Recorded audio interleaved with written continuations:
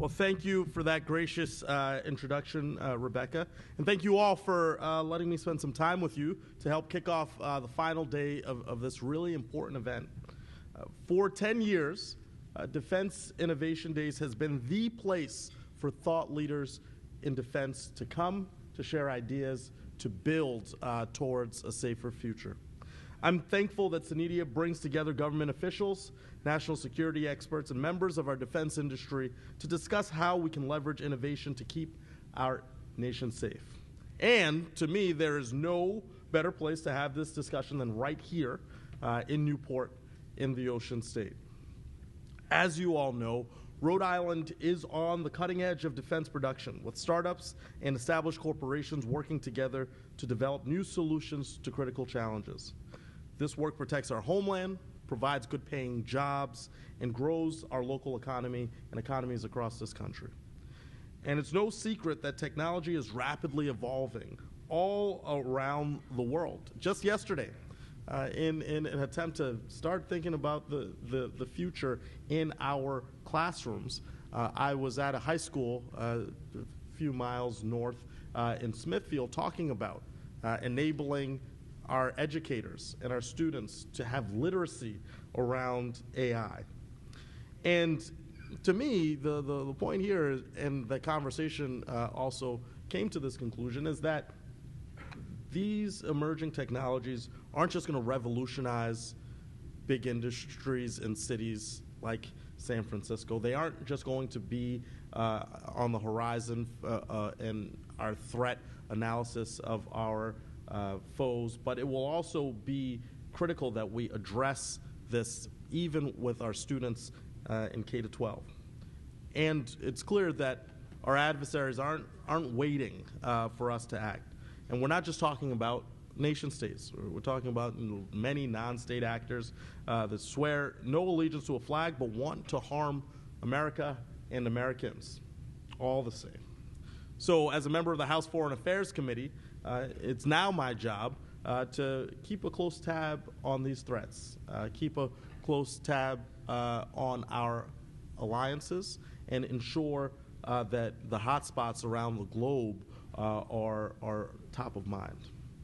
And much of my work so far in this realm has been focused on building relationships with our allies, delivering humanitarian aid, encouraging democracy building. I've spent a lot of time on that, and strengthening human rights.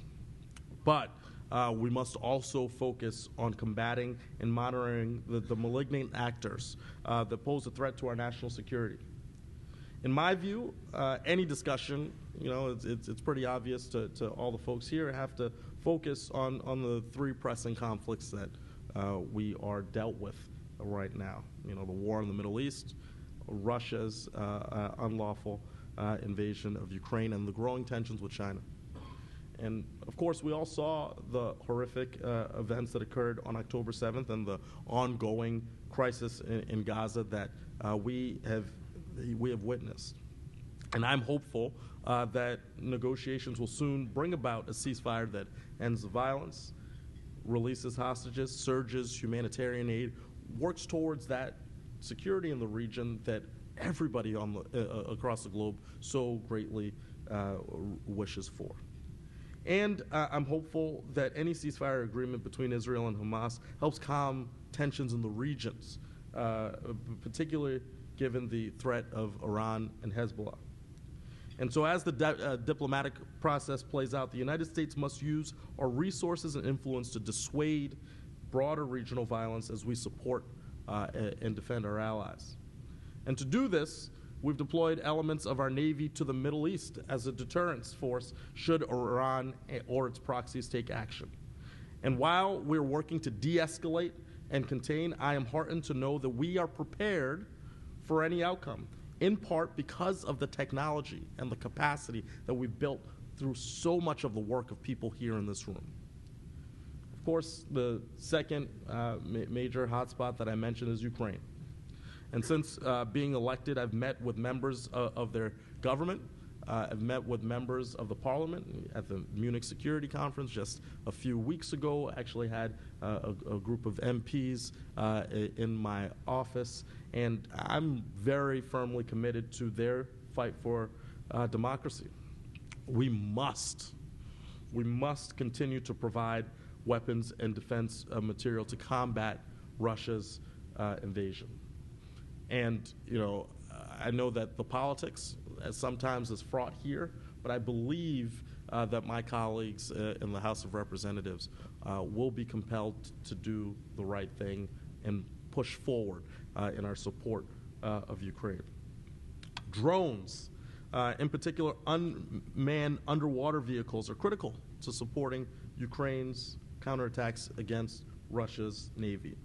Underwater drones have been used by our own Navy to conduct dangerous and covert missions without putting our sailors directly at risk. Just this year, I'm in my 9th month as a member of Congress.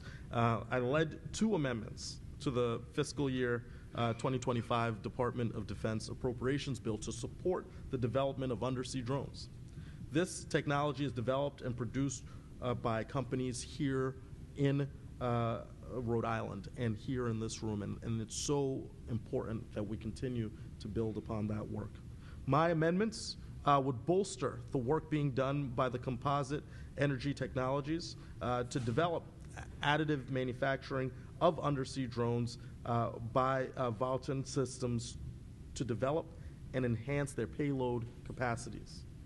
I'm proud that both amendments passed the House, and you have my commitment that I'll continue to push for this funding to be included in the final spending package. It is clear that our naval inventory needs more underwater drones. And the need is especially apparent when you look at the third global hotspot in focus, the Indo-Pacific.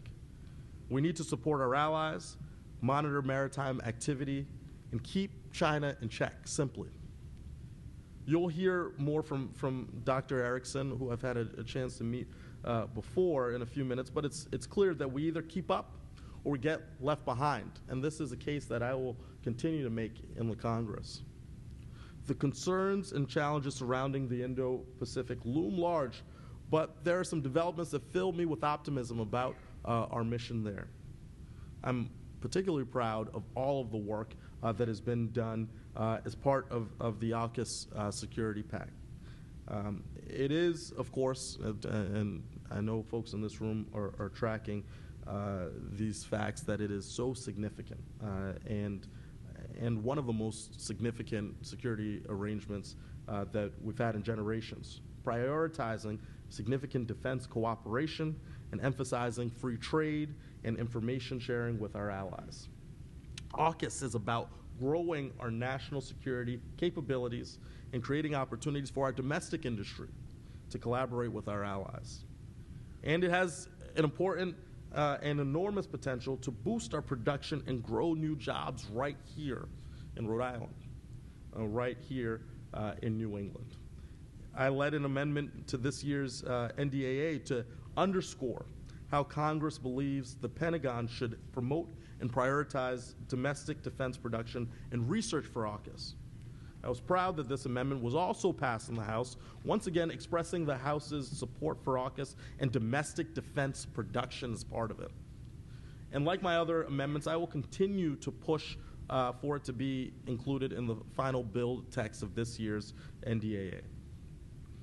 So, as I wrap up, my hope today is that as you continue your discussions, your collaboration, the high-level engagements that you have here, that you consider how we can even more closely collaborate with our English and Aussie partners to meet the moment that we face as it relates to AUKUS.